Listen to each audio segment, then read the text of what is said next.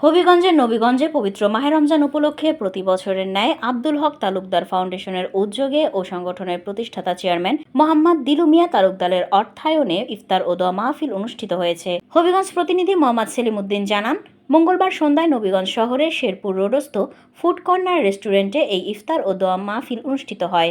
ইফতার পূর্ব মুহূর্তে ফ্রান্স প্রবাসী মোহাম্মদ দিলু মিয়া তালুকদারের পিতা মরহুম আব্দুল হক তালুকদার সহ দেশ জাতির কল্যাণে বিশ্ব মুসলিম উম্মার শান্তি ও সমৃদ্ধি কামনা করে বিশেষ দোয়া মোনাজাত করা হয়। ইফতার ও দোয়া মাহফিলে উপস্থিত ছিলেন নবীগঞ্জ প্রেস ক্লাবের সভাপতি ATM সালাম, পল্লী চিকিৎসক ফজলুল হক, সাইফুর রহমান, সাংবাদিক জাকিরুল ইসলাম, সাংবাদিক সেলিম উদ্দিন, সজীব আহমেদ, শাহন আহমেদ, জাবেদ ইকবাল তালুকদার, উপজেলা যুব নেতা শাহিন তালুকদার, শিপন মিয়া, হেলাল আহমেদ, রাসেল মিয়া, তোফাজ্জেল মিয়া সহ গণ্যমান্য ব্যক্তিবর্গরা। অনুষ্ঠানে উপস্থিত বিভিন্ন সামাজিক সংগঠনের সদস্যরা একত্রে ইফতার করেন এবং পারস্পরিক শুভেচ্ছা বিনিময় করেন।